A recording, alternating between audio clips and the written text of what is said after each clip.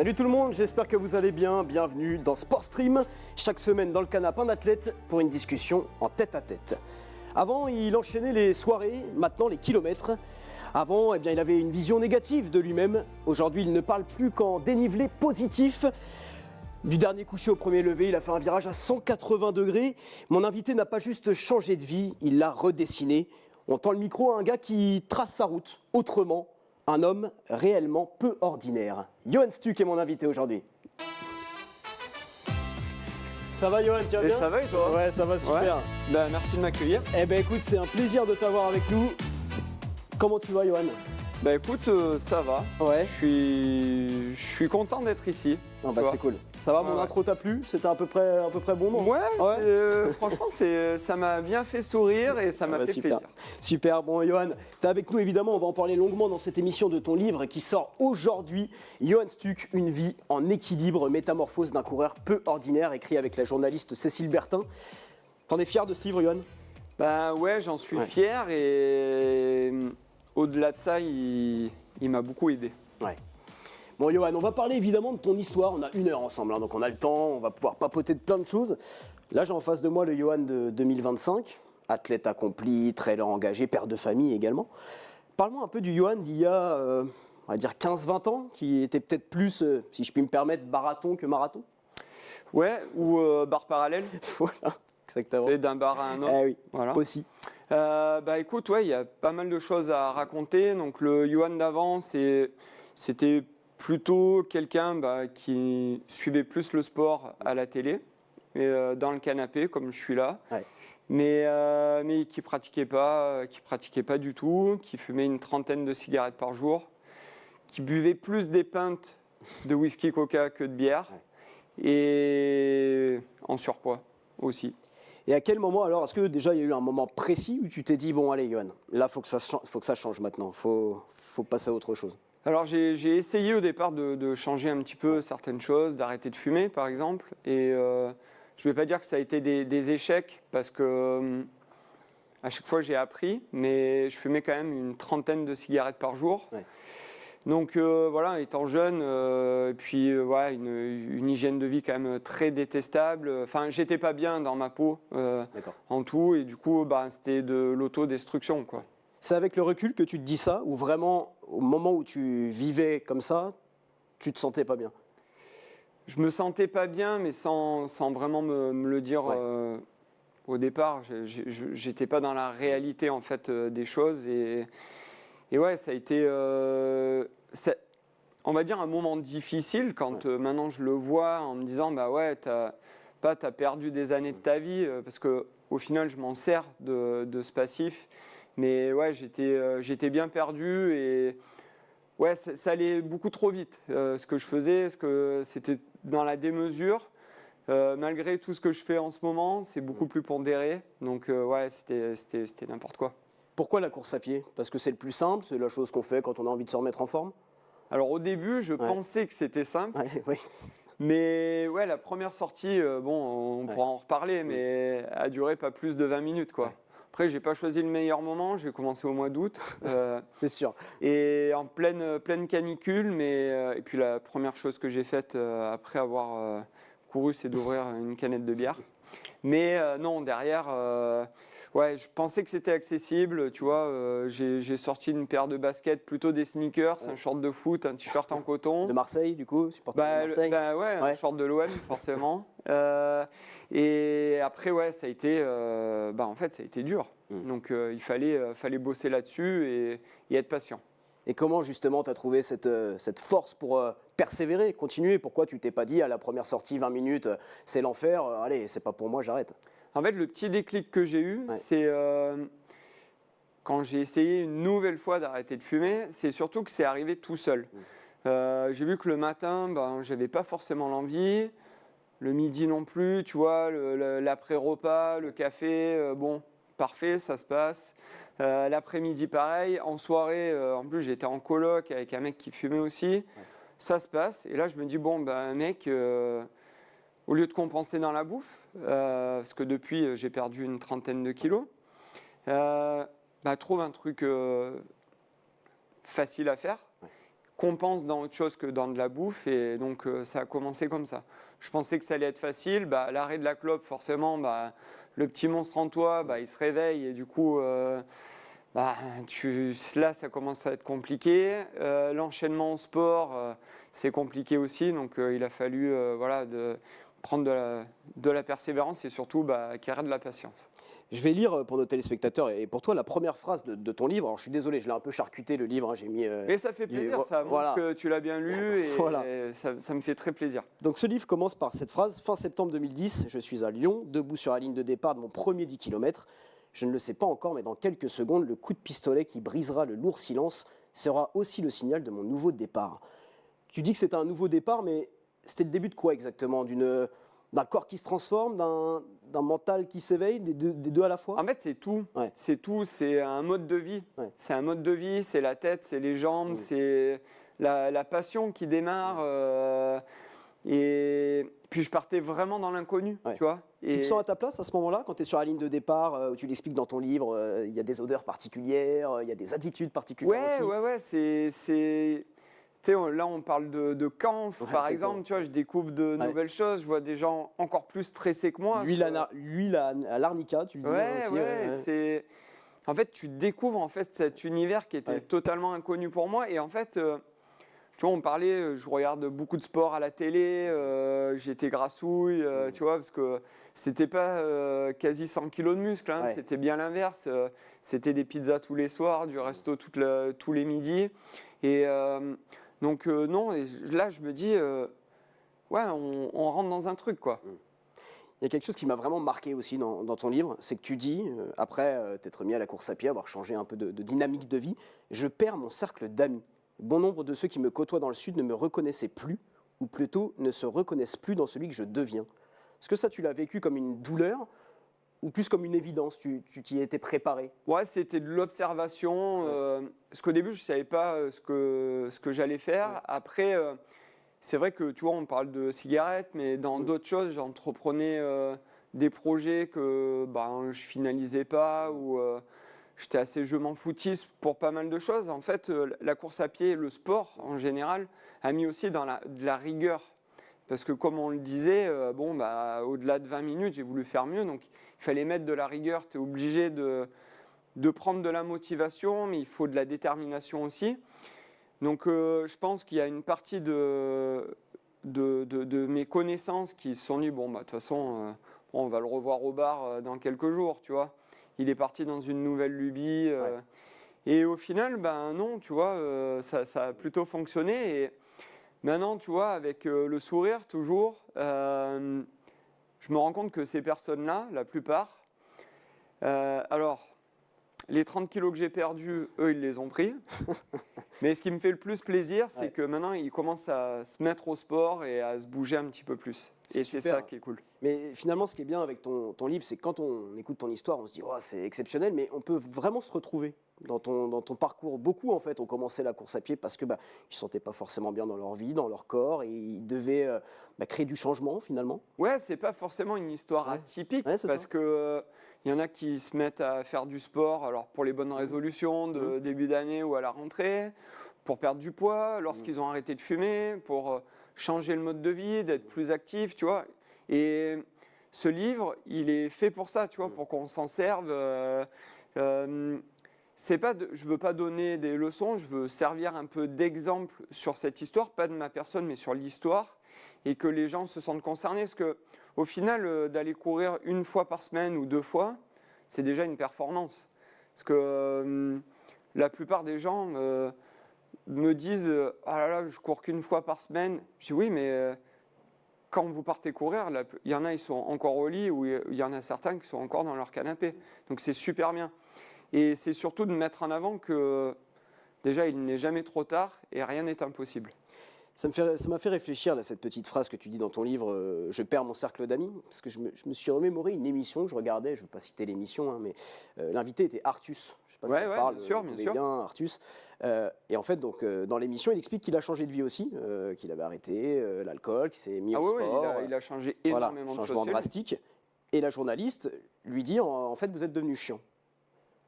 Et j'ai trouvé ça fort parce que je me dis que finalement, on est dans une société, je ne sais pas si tu vas être d'accord avec moi, mais où le plaisir, en tout cas chez la plupart des gens, s'apparente à de l'autodestruction un peu, tu vois. La source de plaisir naît dans les drogues, dans l'alcool, enfin, tu vois, dans tout ce qui est malsain, en fait. Bah, tu vois, l'alcool, c'est très compliqué parce que c'est très social. Oui, c'est ça. Comme si on pouvait pas être fun, finalement, Ouais, si on c'est ça, en consommait fait. pas ça. Ouais. Mais au contraire, c'est ce que je me rends compte et ce livre m'a permis, c'est un exutoire aussi pour moi, c'est pas un journal intime, mais je me livre énormément. Tu vois, je joue beaucoup des réseaux sociaux où des fois j'en joue trop, mais je parle jamais de ma vie, tu vois. Et là-dedans, on est vraiment sur un côté très intimiste où je me livre, tu vois, dedans.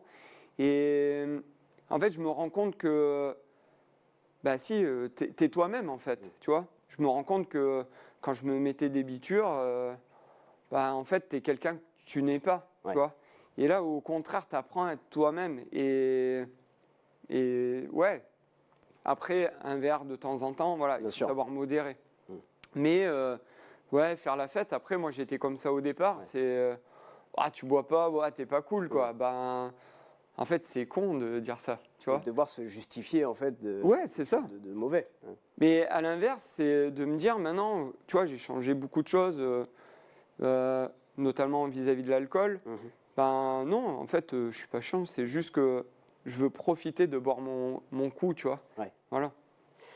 Quand je me suis plongé dans ton livre, je me suis arrêté dès la couverture, Une vie en équilibre. Moi, ce titre, en fait, il m'a tout de suite... je me suis tout de suite posé des questions, parce que je me dis, une vie en équilibre, l'équilibre, c'est jamais permanent, tu vois. C'est un mouvement un peu constant, qui peut devenir instable parfois.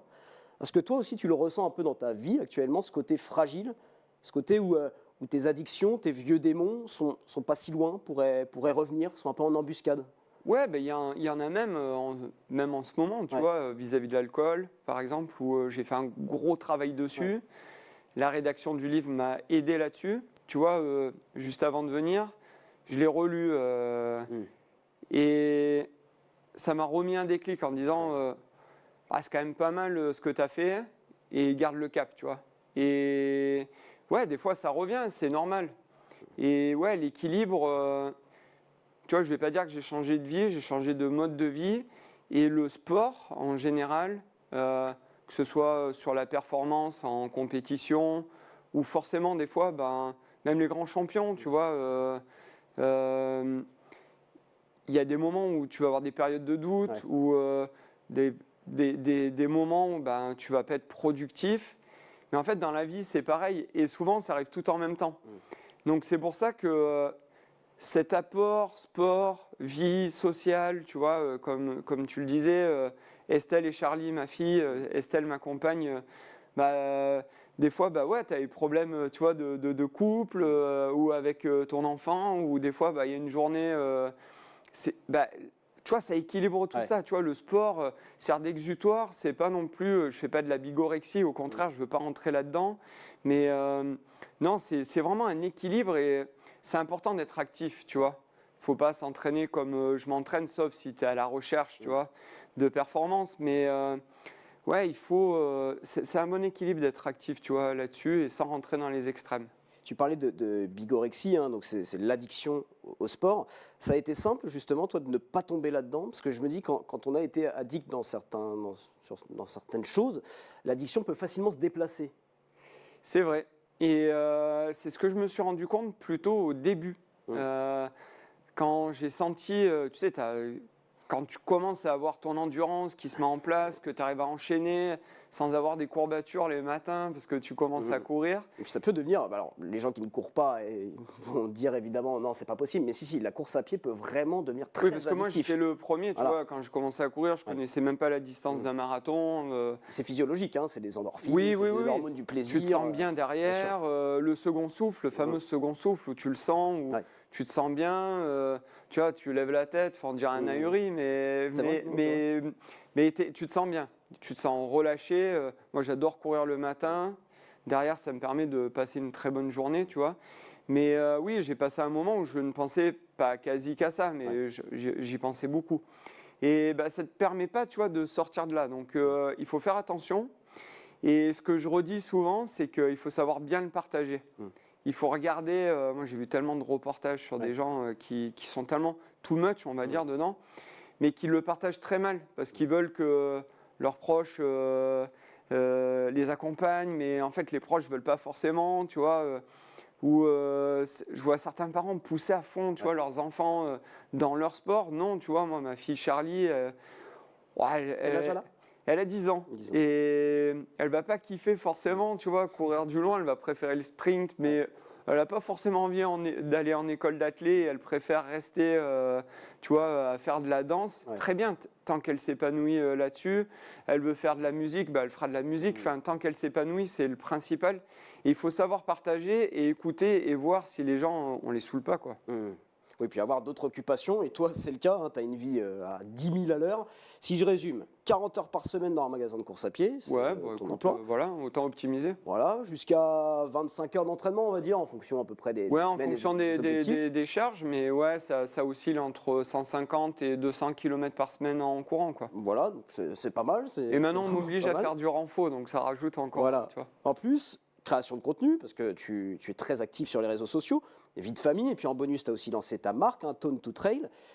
Question, tu dors quand, Johan, tout simplement? Et ben j'essaye, tu vois, on parlait de changement de mode de vie, Ouais. j'essaye d'avoir des belles nuits, tu vois. Ouais, et ça va, tu y arrives? Ben écoute, j'y arrive parce que Bah, tu j'ai dois être toujours fatigué, une de toute façon. journée assez accomplie, Ouais. donc je suis assez content, tu vois, et j'essaye au contraire tu vois, de squeezer un peu le téléphone. Enfin voilà, j'essaye au fur et à mesure. C'est la sagesse, je pense, d'avoir de bonnes habitudes. Et ouais, je dors bien, par contre, je dors bien. Mais après, je pense à beaucoup de choses quand même. Ouais. Et est-ce que parfois tu ressens le besoin de ralentir, ou justement c'est dans le mouvement que tu as trouvé ton équilibre? Ben, l'équilibre, ce que j'aime, c'est d'être proactif quand même. Ouais. Tu vois, je suis une personne comme ça.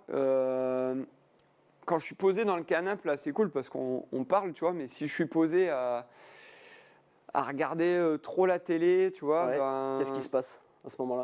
eh ben, tu vois, j'ai besoin de prendre le téléphone, alors pas pour scroller, Ouais. tu vois, mais tu vois, j'aime bien le vélo, donc en ce moment, on est sur les classiques, tu vois. Ouais. Donc ça va, c'est punch et tout, mais je vais prendre un truc parce que j'ai une idée, tu vois, en me disant, D'accord. ouais, demain, peut-être que je vais faire ça, je me le mets en note, tu vois, ou je vais taper un truc sur l'ordi, ou je vais écrire un truc, tu vois. Ouais, t'as toujours besoin d'être actif, Ouais, voilà, même pas que et- dans le mouvement, mais Ouais, voilà, j'ai besoin cérébralement. d'être stimulé, quoi. Ouais. D'accord. Je voudrais parler aussi avec toi de ta casquette qui est très prenante de créateur de contenu. Mm. Parce que donc, tu bosses avec des marques, tu es actif sur les réseaux. Pour beaucoup, tu es un influenceur. Toi, tu dis un truc très fort dans ton livre. Tu dis, je ne me considère pas comme un influenceur, mais comme une personne qui a de l'influence. Est-ce que tu peux m'expliquer cette nuance, la différence pour toi? Ouais, alors le terme influenceur, pour moi, n'est pas du tout péjoratif, Ouais, je suis d'accord. mais après, il ne faut pas trop en faire. Je suis arrivé à une période où j'en faisais trop et je me satisfaisais de ce côté influenceur, Ouais. et en délaissant un petit peu le côté sportif. C'est toi qui t'en es rendu compte toi-même de Ouais, ça? je m'en suis rendu compte. Et en fait, c'était une mauvaise période déjà dans ma vie, mais en fait, je me satisfaisais de ça et j'ai mis quand même un certain temps à m'en rendre compte. Ouais. Et en fait, ce que je vois, c'est que, pour revenir à ta question, c'est que il y a pas mal de gens qui me disent, ben, grâce à toi, j'ai arrêté de fumer. Grâce à toi, je me suis mis à courir. Et bah, tu vois, pour moi, c'est ça l'influence, Ouais. la bonne influence. Et quand une personne me dit, bah, ah, t'as pas un conseil, donc tu vois, je vais le donner. J'essaye d'être proche, même si c'est à travers un téléphone. Et quand la personne me dit, ben, grâce à toi, voilà, j'ai arrêté de fumer 20 clopes par jour, ou j'ai perdu du poids grâce à toi, tu vois, j'ai gagné l'Eco-Trail de Paris. Ouais. L'Eco-Trail de Paris, c'est, tu soulèves une banderole, tu lèves les mains, mais voilà, c'est éphémère, tu vois. Alors que là, tu as vraiment rendu service à quelqu'un, et ça n'allait pas, quoi. Et ça, c'est avoir de l'influence. C'est vrai que j'ai été regarder un peu tes réseaux sociaux, notamment Instagram, où tu es suivi par 47 000 personnes. Tu as une communauté hyper bienveillante. Ça m'a vraiment marqué. Et je pense que c'est grâce à tout ce que tu fais, justement, au fait que tu sois très inspirant. Je suppose aussi que tu as eu parfois quelques critiques, pas forcément des commentaires, même des gens qui ont pu te le dire à l'oral ou penser certaines choses. Tu sais, ce côté un peu le mec qui vend des produits ou qui court pour des likes. Est-ce que ça t'affecte? Est-ce que tu arrives à y faire abstraction? Ben, c'est pareil, tu vois, ça tu apprends. C'est un peu, lorsque je me suis mis à courir, j'ai appris, j'ai fait des erreurs, heureusement. Et, parce que c'est ça aussi le bonheur. Le bonheur, c'est d'avoir des échecs, savoir se relever, tu vois, et après, ben, y arriver, tu vois. Et après, c'est normal de ne pas plaire à tout le monde, tu vois. Moi, il y a par exemple de certains sportifs, ben, j'aime pas forcément, donc je suis pas, tu vois. Et puis, je vais pas me miner, tu vois, je vais pas être aigri. Bon. C'est l'attitude qu'on devrait tous avoir. Hein. Après, comme tu le dis, la communauté qu'il y a est très engagée. Et ce que j'aime aussi, c'est que cette communauté-là va me dire, bah, Johan, c'est de la merde ce que tu as fait. Et c'est vrai qu'avec le recul, je me dis, c'est vrai que c'était pas terrible. Et j'aime avoir ça, parce que c'est un vrai échange. Et du coup, on va pas dire du virtuel, tu passes à du réel, mais tu vois, je trouve que c'est cool. Après, je vais pas dire, je vais rigoler à chaque fois qu'on va me bâcher, tu vois. Non, mais tu es plutôt à l'écoute de ta communauté, par contre. Ouais, totalement. Puis après, bon, bah, quand tu as un mec qui est aigri, j'ai envie de lui dire, bon, bah, peut-être que il sait pas quoi faire dans sa vie, et puis il faut passer à autre chose, tu vois. Mais au début, ça a été différent. C'est vrai que je le prenais vraiment pour moi. Maintenant, je prends du recul, et puis voilà.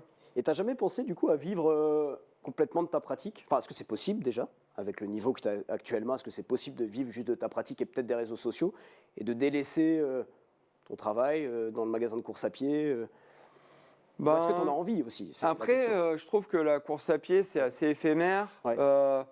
Tu peux te blesser déjà, d'une. Après, tu peux en avoir marre. Après, là, je suis vraiment content dans ce que je fais. Et puis, tu vois, on en a parlé. J'ai une famille et j'ai envie de pérenniser ce que je suis en train de faire. Et peut-être que derrière, lancer d'autres projets quand peut-être la compétition passera un petit peu de côté. Mais non, je préfère avoir quelque chose de fixe. Déjà, ça m'enlève une pression, tu vois, où tu n'as pas de compte à rendre à des marques. La plupart des marques, donc les sponsors que j'ai, sont, on va dire au départ, des marques secondaires pour des athlètes. Mais pour moi, en fait, c'est mes marques principales parce qu'elles m'accompagnent depuis des années. J'en suis ultra fier. Et maintenant, avec la plupart, c'est amical, tu vois, c'est plus du business. Et j'ai décidé surtout de sortir de marque principale. Donc, je cours avec ce que je veux au pied et en textile. Donc, déjà, là-dessus, je suis libre. Et j'ai plus de crédibilité aussi à mon travail, parce que je vends des chaussures, je vends du textile. Et au moins, les mecs vont se dire, en fait, il vend vraiment ce qu'il aime et il ne pose pas les marques avec qui il bosse. Et j'aime bien. Et puis, au moins, d'avoir un travail fixe où j'ai de vrais objectifs. Tu vois, je peux me dire, je peux laisser la course à pied de côté et passer à autre chose, ce qui n'est pas du tout le cas dans mon esprit. Mais et puis on a au travail où je suis, on a vraiment de beaux objectifs sur du long terme et c'est bien. Et est-ce que tu arrives à sortir un peu de la course à pied, à t'intéresser à d'autres choses? Parce qu'on le voit, donc tu pratiques, tu bosses dans un magasin de course à pied, tu crées du contenu autour de ta pratique. Est-ce que tu arrives aussi à avoir un peu des choses extérieures qui te plaisent, qui t'animent? Bon, on en parlait. Ce qui m'anime, c'est l'OM. Ça va pas faire plaisir à Julien Perronnet, ça. Ouais, bon, après, je suis désolé, mais ça m'anime énormément parce que, tu vois, l'OM, tu vois, on parlait c'est difficile en ce moment. De bien gérer ses émotions, tu vois, l'arrêt de la clope, être supporter de l'OM, c'est pareil, tu vois, on vit des bons moments et dès que tout va bien. C'est une vie en équilibre aussi. Écoute, on verra la fin de la saison. Non, j'aime beaucoup le foot. J'aime suivre le vélo, comme on en parlait. Non, je m'intéresse à beaucoup de choses. J'aime l'histoire, tu vois. Tu écoutes des podcasts d'ailleurs quand tu cours, tu le dis dans ton livre. Ouais, j'écoute la musique. Je trouve que, donc déjà sur une séance de fractionné, je vais pas utiliser j'utilise rien. D'accord. Pour être à l'écoute de tes sensations. Ouais, pour vraiment être sur les sensations, parce qu'en course, je vais pas mettre de musique ou de podcast. Bien sûr. Et non, j'adore les podcasts assez longs. Sur des personnes différentes, sur l'histoire, tu vois. Là, j'étais content de faire les France de cross pas loin de La Rochelle et ça m'a permis d'aller à La Rochelle et de voir un petit peu ce que j'avais vu, tu vois, ce que je connais dans l'histoire, quoi. Bon, on va revenir un peu sur ton parcours et tes accomplissements. Mars 2014, trail des carbonistes, 38 km, 2000 mètres de dénivelé positif. Sur la ligne de départ, bon, il y a des légendes du trail, hein, Ludovic Pomeray, Fabien Antolinos pour ne citer que. Tu gagnes cette course. Est-ce qu'à ce moment-là, Johan, tu as senti que tu avais gagné une certaine forme de légitimité aussi?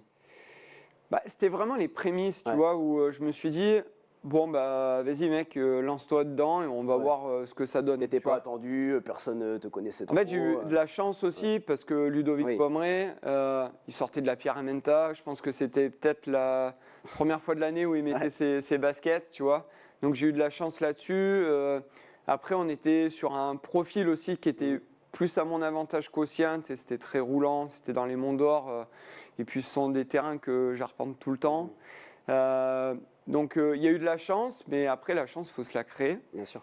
Et ouais, ça a mis une pièce, tu vois. Et ouais, ça a lancé pas mal de choses, tu vois. J'ai été approché par New Balance à cette époque-là. Et après, je suis parti direct là-dedans en me disant, bon, allez, on va voir. Voilà.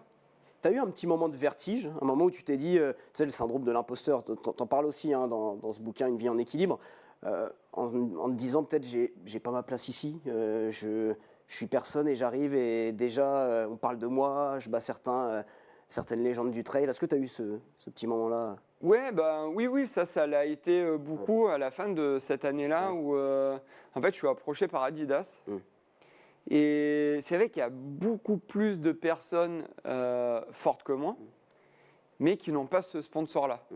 Et je pense que cette bascule, beaucoup de gens ont commencé à suivre ce que j'allais faire, et les résultats n'étaient pas forcément au rendez-vous par rapport à d'autres, tu vois.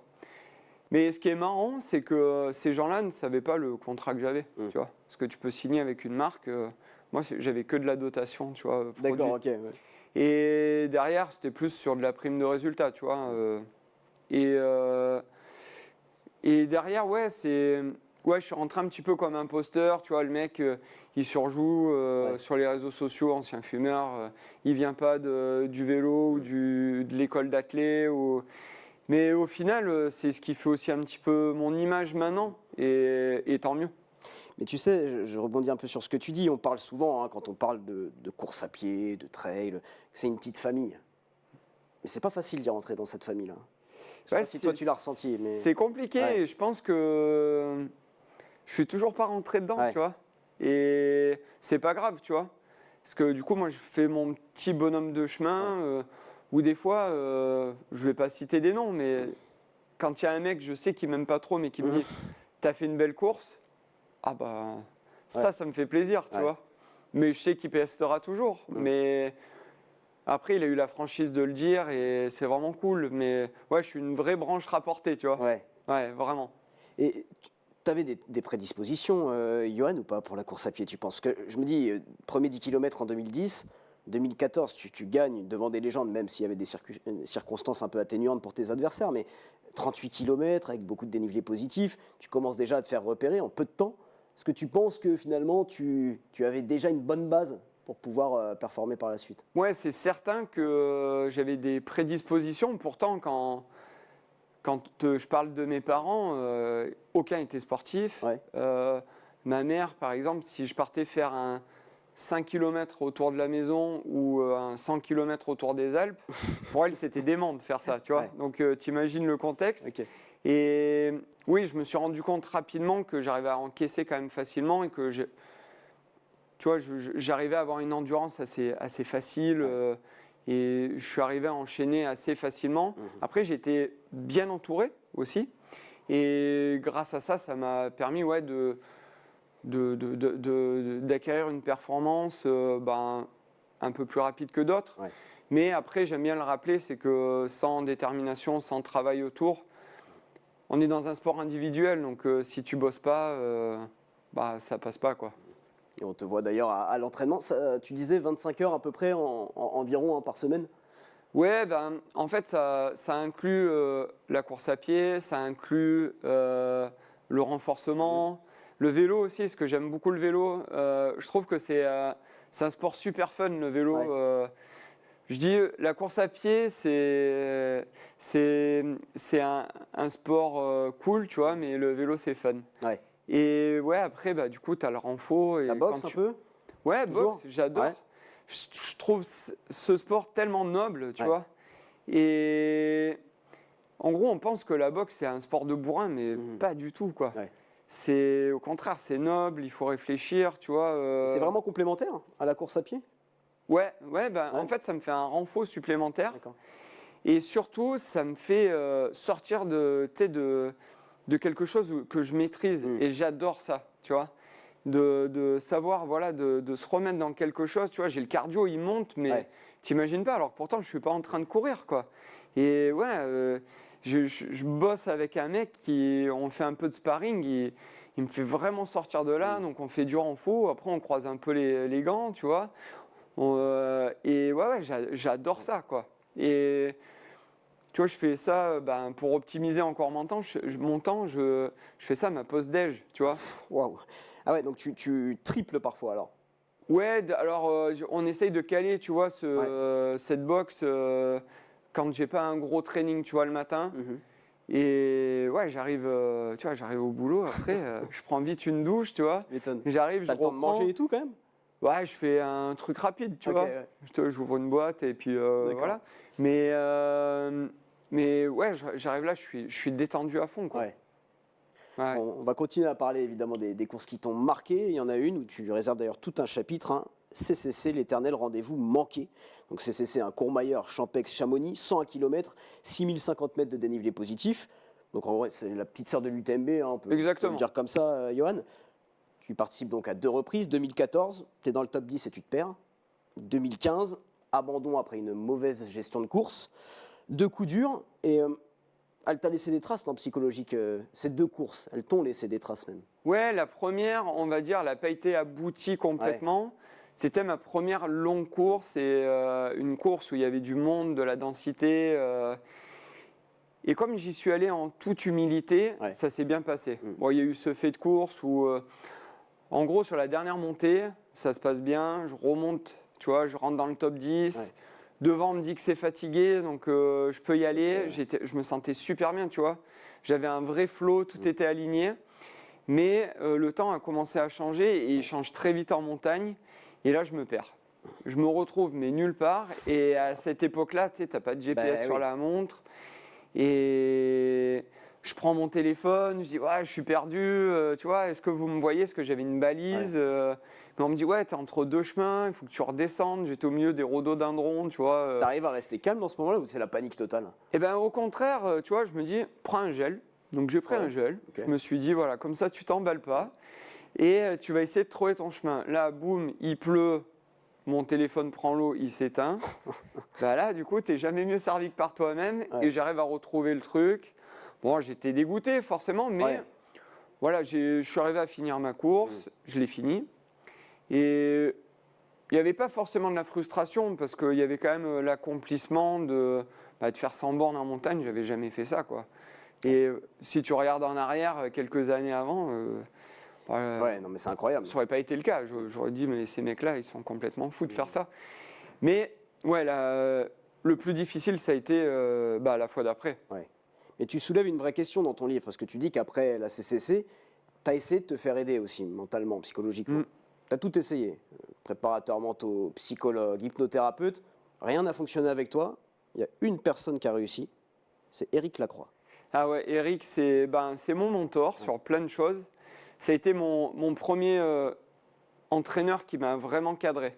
Donc lorsque j'ai signé chez Adidas, tu sais, moi j'arrive, comme on l'a dit, je connais rien. Donc je demande à Olivier Guy à l'époque, le team manager d'Adidas, de m'aiguiller sur un entraîneur.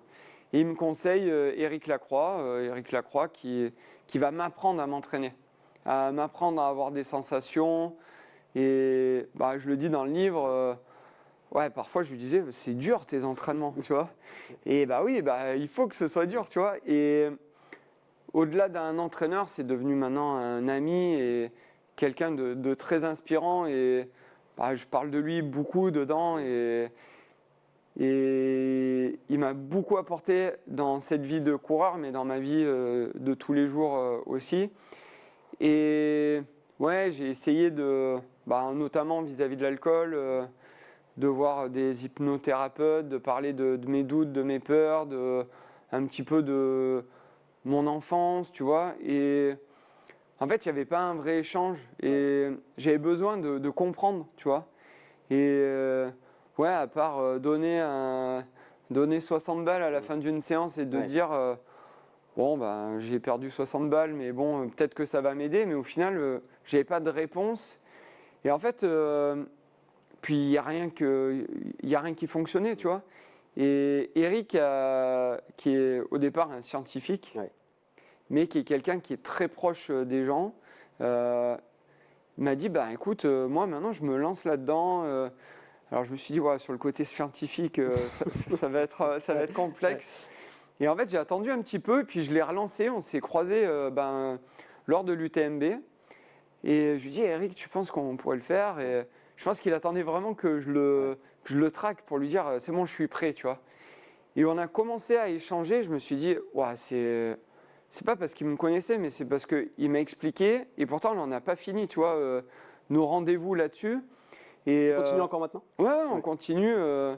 En fait, lui, il va te dire, c'est quand on a besoin, tu vois. Ouais. Et on va passer plutôt tel cap. Et ouais, je me suis rendu compte que quand parce qu'il habite à La Réunion, donc on fait ça en visio. Et c'est là que c'est dingue, parce que quand tu vois la personne en vrai, ça marche pas, mais que la personne elle est à La Réunion, toi tu es à Lyon et que ça marche derrière, tu dis, t'éteins ta visio, tu dis, ça va m'aider, j'ai écrit plein de trucs, tu vois, je vais le relire, parce que il faut écrire ça aide, tu vois. La preuve. Ça m'a aidé, mais même, tu vois, les échanges où des fois tu penses à un truc, c'est bien de l'écrire, et des fois tu le relis, tu dis, ah ouais, c'est vrai. Tu vois, pas un journal intime, mais c'est bien d'écrire. Et derrière, tu vois, des fois, je vais relire un petit peu les séances qu'on a mises ensemble, parce que je mets des annotations, tu vois. Il me conseille sur des livres qu'il faut que je lise d'ailleurs. Mais ouais, c'est quelque chose de concret et qui t'aide. Et ouais, ce mec-là, c'est quelqu'un vraiment d'exceptionnel. Et ouais, ça m'a vraiment aidé, du coup, là-dessus, à basculer, tu vois. Tu parles d'écriture. Ce livre, ça a été une thérapie pour toi, Johan, aussi? Ouais, ça a été un exutoire et une thérapie, totalement. Et ça a été très dur de le poser, parce que je ne savais pas comment le faire, comment mettre en place quelque chose qui ne soit pas auto-centré, parce que je ne voulais pas du tout ça. Parce qu'une biographie, je n'ai pas fait non plus quelque chose de dingue, tu vois. Je veux pas un nom à ma rue, tu vois. Une rue à mon nom, mais non, je voulais quelque chose, donc je me suis dit, pourquoi pas faire des chapitres sur des expériences en course ou de vie et relater un petit peu tout ça. Et au final, je me suis pris au jeu, et c'est là où j'ai déversé en fait énormément de choses en moi. Et ouais, ça a été vraiment pas un journal intime, mais je suis allé vraiment, c'est très profond et authentique, quoi. Non, vraiment, ce livre, moi, je l'ai lu en une journée, je te le disais en off, et franchement, j'ai pris une bonne claque. J'ai vraiment adoré. Ça m'a fait vraiment plaisir que tu me dises ça, parce que forcément, c'est aujourd'hui, donc j'ai pas eu de retour. Et j'espère qu'ils seront comme les tiens. Et on va ouvrir un nouveau chapitre de ce livre, le Marathon des Sables, l'une des courses les plus dures au monde. Tu y as participé en 2024. Je le disais, une course d'une exigence hors norme. Et toi, pourtant, tu dis, jamais je ne me suis dit, comme sur d'autres courses, mais qu'est-ce que je fous là? C'est quoi? Comment t'expliques ça? Tout était aligné? Tu te sentais à ta place à ce moment-là? Au départ, ça a été compliqué, parce que j'avais une douleur à un pied qui ne me lâchait pas depuis des mois. Et je me suis dit, ça va être compliqué de courir dans le sable. Et en fait, au fil des étapes, donc on le rappelle, c'est 250 km dans le désert, avec des images impressionnantes. Avec 6 étapes, dont une très longue de 85 km, à 40 degrés, voire plus, où il fait 40 degrés sous les tentes, et c'est surtout qu'on est en autonomie totale. On est juste rationné en eau sur quelques points de contrôle, mais il n'y en a pas énormément non plus. On est rationné en eau, mais on doit porter notre bouffe pour nos repas le matin, midi si l'étape est assez courte, et le soir, porter notre duvet, et puis porter tout ce qui est confort, tu vois, pour en dehors de la course. Et après, tout ce qui est nutrition pendant la course. Donc ça fait un sac, moi le mien faisait 7,5 kg au départ, tu vois. Donc c'est lourd. Et en fait, j'ai adoré cette expérience parce que j'avais fait quelques courses en étape, mais plus faciles. Et là, non, au contraire, tu vois, je savourais le bonheur de l'instant présent.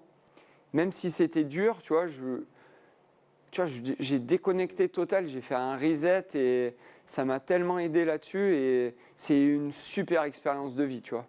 Ouais. Et tu révèles carrément dans ton livre que le marathon des sables t'a permis de faire la paix avec un deuil douloureux. Hein. Tu parles de ta mère emportée par une longue maladie. Tu écris cette phrase très très forte. Je ne peux pas l'expliquer, mais je pense que celles et ceux qui ont vécu l'expérience du désert me comprendront. Est-ce que tu peux tenter, là, dans ce canapé aujourd'hui, de me l'expliquer, Johan? Qu'est-ce que tu as ressenti là-bas qui t'a permis de faire ce deuil? En fait, pendant cette course, je me suis retrouvé souvent très seul. Et comme tu le disais, tout était aligné. Je me suis dit, en fait, il y a une personne qui veille sur moi. Et j'ai eu du mal, tu vois, avec le deuil de ma maman, parce que j'ai pas pu l'accompagner comme je voulais suite à une longue maladie. Et là, tu vois, j'ai senti une présence alors que j'étais tout seul, tu vois, qui m'a aidé, parce que comme je te le disais, le début de course, je partais pas défaitiste, mais j'avais mal à une jambe. Au final, ça se passait bien. Sur la longue étape, j'ai senti une présence qui m'a aidé. Et en fait, je me dis, elle était là. Et peut-être que pour me dire, mais j'ai préféré peut-être partir toute seule pour pas que tu sois là. Parce qu'elle a toujours voulu me protéger toute sa vie. Elle m'a mis en... Elle a essayé de m'inculquer des valeurs dans la vie, le travail, tu vois, et la persévérance, parce qu'elle m'a éduqué toute seule, parce que j'ai très peu connu mon père aussi, et qu'il est décédé quand j'étais jeune.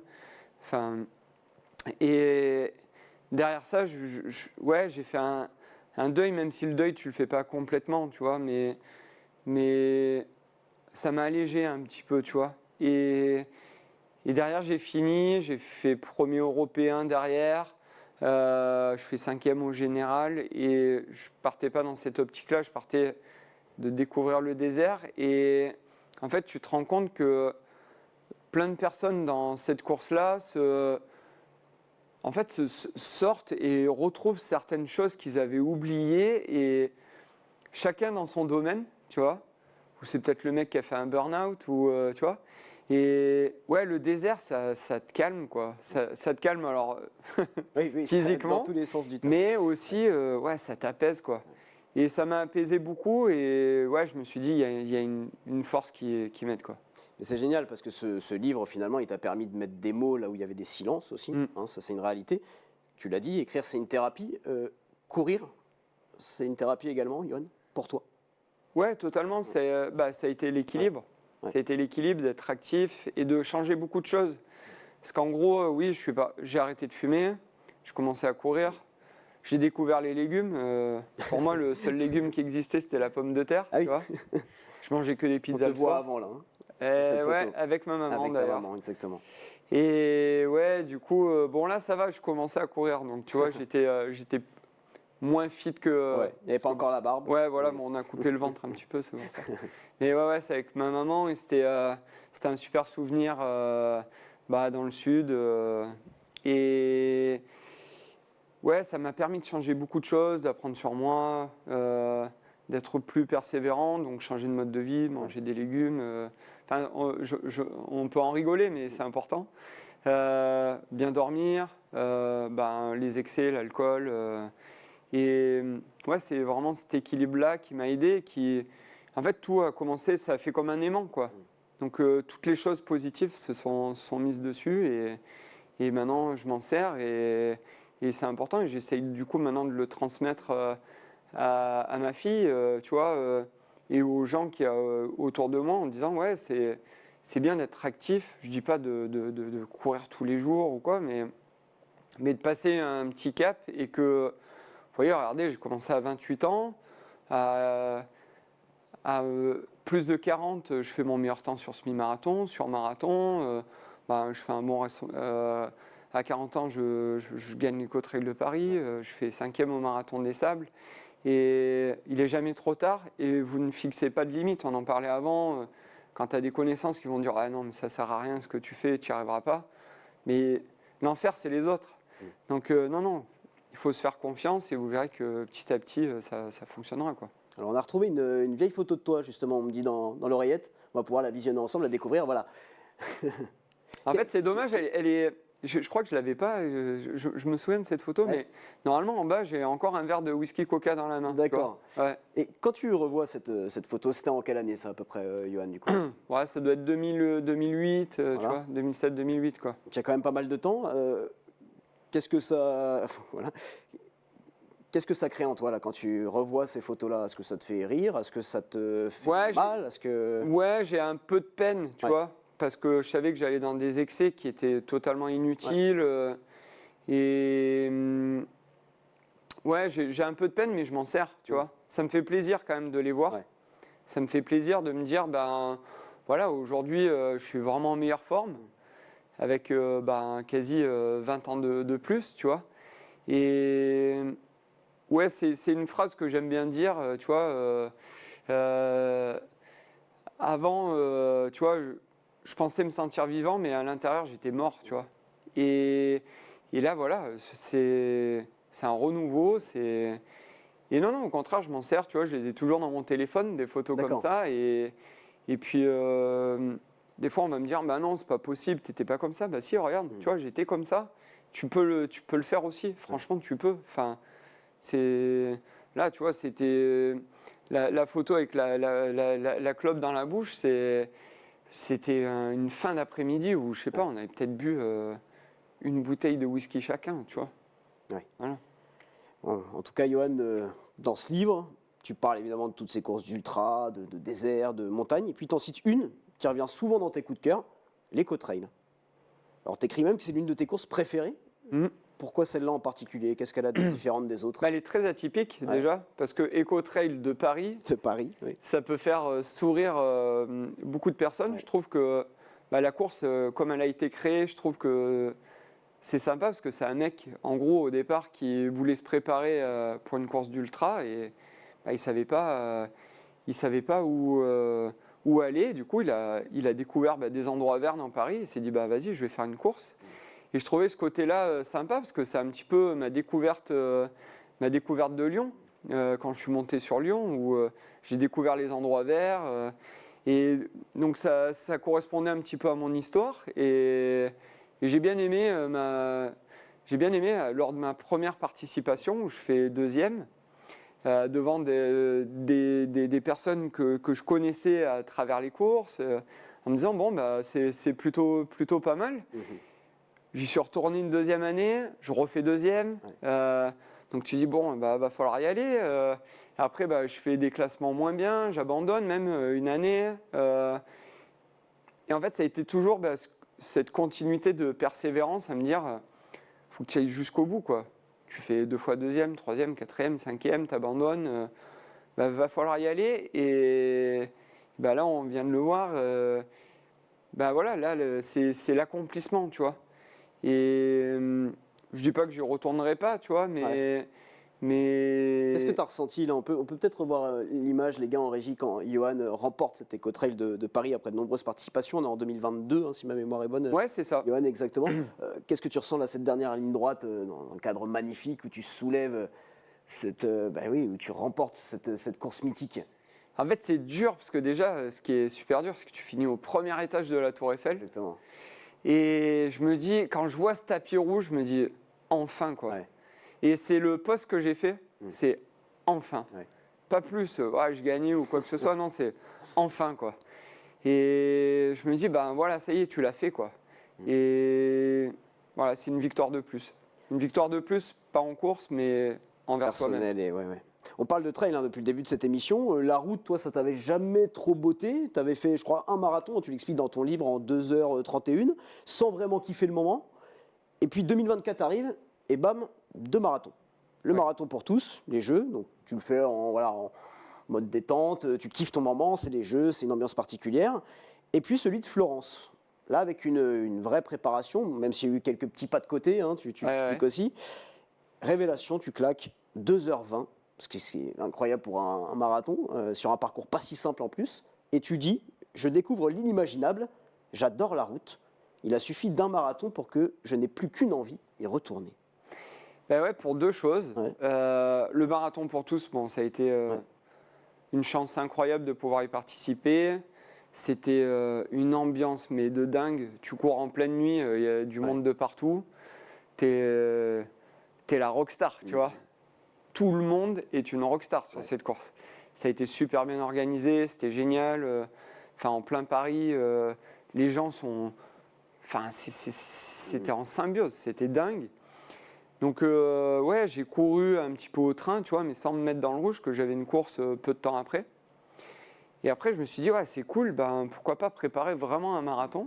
Bon, au milieu, j'ai une course qui intervient en Chine de trail assez difficile, mais on essaye de la caler, tu vois, parce que j'essaye de suivre maintenant mon entraîneur, tu vois.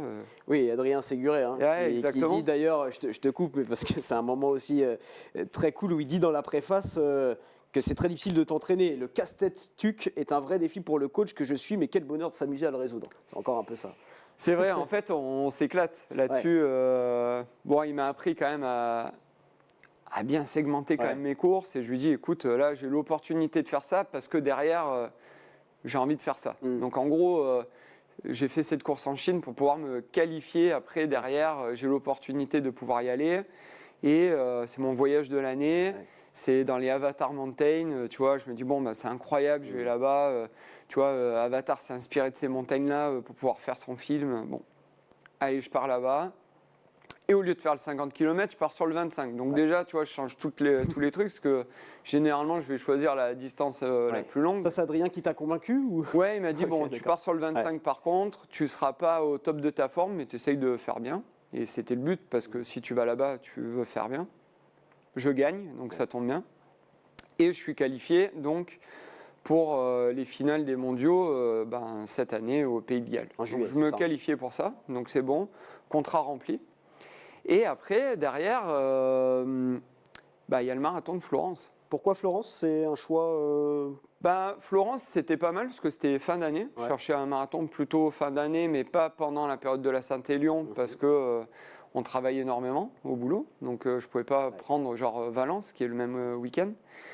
Et l'histoire, parce que j'adore Florence. Florence, en plus, départ, arrivée du Homo, Leonardo de Vinci, tu vois,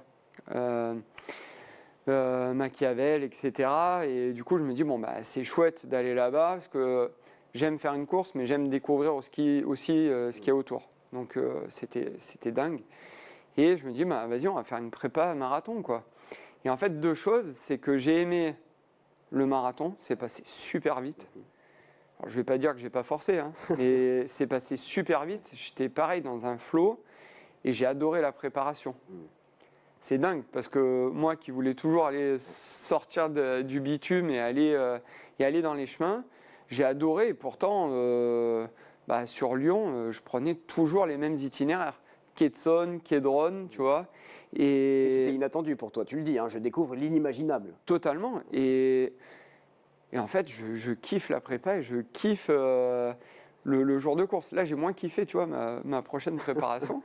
Et, parce que je l'ai trouvé beaucoup plus dur. Mais j'ai adoré, tu vois, d'apprendre à nouveau, d'apprendre sur une nouvelle distance, une nouvelle discipline. Et en fait, je souhaite vraiment être polyvalent, tu vois. J'ai pas fait d'ultra encore, parce que je me sens pas encore prêt. C'est un objectif à plus ou moins court terme? Ouais, parce que j'ai envie de le découvrir, tu vois. Je suis curieux et j'ai envie de découvrir, que ça se passe bien ou mal, mais j'ai envie de le découvrir. Et là, voilà, ça a été une nouvelle approche et j'ai adoré le parcours déjà, l'organisation et l'endroit, c'était dingue. Juste 2h20, ça fait du combien au kilomètre, ça, à peu près? Ça fait du 3,18 de moyenne, Voilà, donc, donc plus de 18 km/h. un peu plus de 18 de Voilà. moyenne. Bon, essayez, hein, vous allez dans une salle de sport, vous mettez sur un tapis, vous mettez à 18. À mon avis, ceux qui ne courent pas fréquemment, je pense que je ne sais pas combien de temps tu peux tenir à 18 Ouais, km/h. c'est vrai, bon, ouais, allez-y progressivement quand même Voilà, au départ, oui, quoi. oui. Ou Allez pas partez vous pas blesser, direct à 18. C'est ça, c'est ça. Et donc, tu en parlais, tu t'es repréparé pour un nouveau marathon, celui de Londres. Tu vises mieux que 2h20. Ben, je mise mieux. Alors déjà, Londres, Plus roulant. ça fait plusieurs fois que je voulais y aller. Là, j'ai la chance de pouvoir y participer. Le parcours, il est incroyable quand même. C'est aussi... ouais, c'est un marathon mythique. Il y a une énorme densité. Et oui, l'objectif est de faire mieux. L'entraînement a été compliqué parce qu'il a été un petit peu plus long. Et comme j'ai fait 2h20 et que je veux faire en dessous, faut bosser plus.